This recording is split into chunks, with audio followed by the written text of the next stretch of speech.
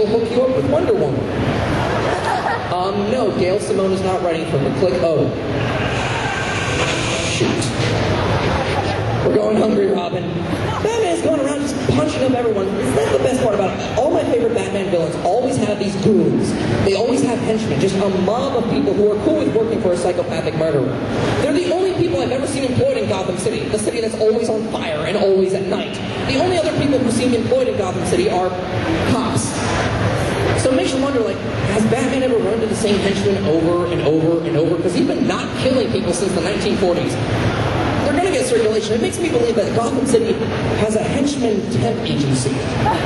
Just kind of link you up to a villain so you run around robbing banks at night so you can spend the day auditioning for dance classes. And doing monologues, maybe at the light, maybe for the Gotham Broadway. I'm not here to judge. But after a while, doesn't Batman just catch on who these people are? Who's it? Didn't I catch you working for the Penguin last week? Didn't you used to be Nightwing? I swear, you sound just like Dr. Horrible. Under the Red Hood, watch it. It was great. But just the idea of all the temps, maybe finally getting in prison again, just sharing stories about working for their boss, working for the Joker. He's horrible, man. What's the joke? There's no joke. He tells a new one, if it's good, he kills you. You ever work for Two-Face? I love working for Two-Face. He gives great dental benefits. Half the time. What are you working for? I work for Mr. Freeze. He's cool. Oops. So, unbeknownst, I go around a lot of conventions. Yes, I do get a lot of play. I admit I look like DiCaprio. Every DiCaprio movie in the last 10 years. I don't know what's real, my wife is dead. Maybe not sounding like that, I'm not here to judge. But I do get a lot of play, and it's always confusing when people suddenly learn, I have a sex drive. It's like, oh, you have such a tiger inside you. I would not call it a tiger. Pussycat, I would not give it whiskers. I would not give, that would imply that my sexuality is good at feeling its way around in the dark. There are bruises that prove the otherwise. My sexuality is more like a dog. Not like the actual dog that greets you when you get home, but like one of those psychotic little mini terriers, like those toe ring terriers, those mini pugs that rich New Yorkers pierce their ears with and shove in their purses with a tube of chapstick. Like you open up the door and just charge at you.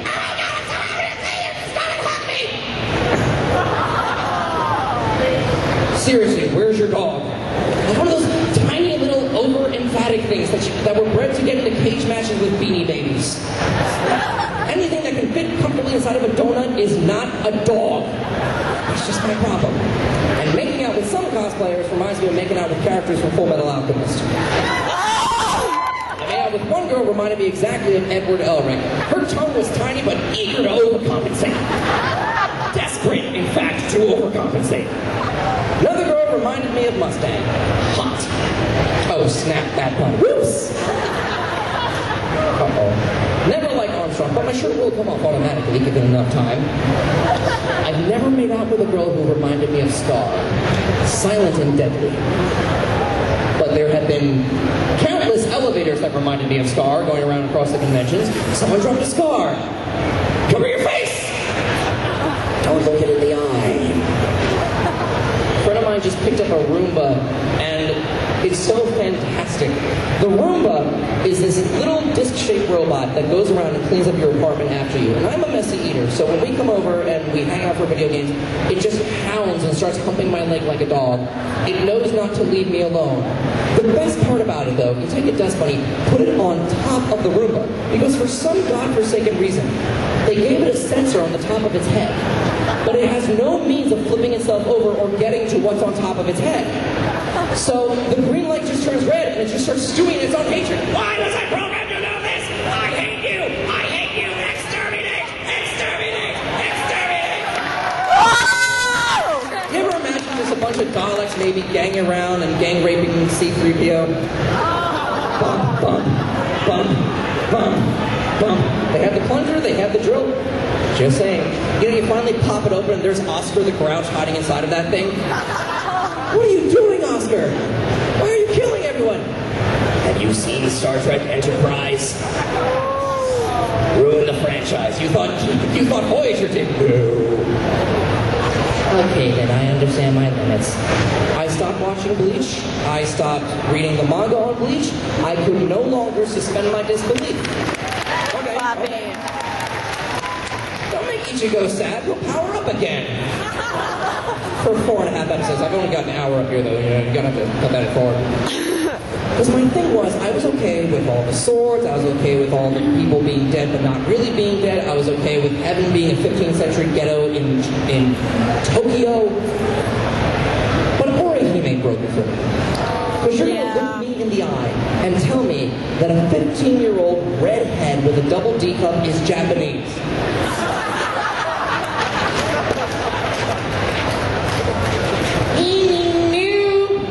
And even trying to listen to the plotline of Bleach, any over-the-top Bleach fan just sounds like that 4-year-old who suddenly snorted a pixie stick. Because there are these guys with swords and they fight the people with masks, and the people with the masks, they take off the mask and they get swords, and another guy with swords, they put on a mask, and one guy makes a sword out of a mask, and another guy makes a mask out of a sword, and it takes a big sword explosion.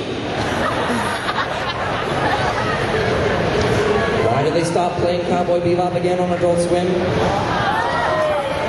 We have to cater to you. I am sorry. We have to talk about Italia.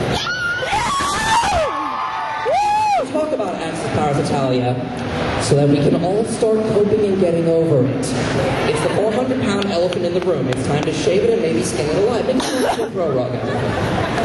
That's animal abuse. Don't laugh at that. Although they do deserve it. Axis Powers Italia for the non-Ryamuzu. The creator had this idea. Japan has this theory where if we can't have sex with something, we will find a way. It takes place during like the 1940s, World War II. Every country is personified as a cute teenage boy. America, all big in body and thinks that he's the center of the universe. Germany's all in boots and stomps and yells at everyone. Greece is unconscious. We're just kind of okay with this. The fandom does not like it for the reasons that I liked Italia. They don't like it because it's a botched political satire that boils down into downright racism. Yeah. And freak out over it because in their minds, all the characters are making out kissy-kissy off screen. Because it's never hinted at, it's never talked about, it's never shown. It's just, it's not there. They're reading into it for a reason that's not there. They're projecting their own political agenda onto source material that doesn't exist. It's like how Sarah Palin reads the Bible. That woman looks over the Old Testament like it's the Kyoto Protocol.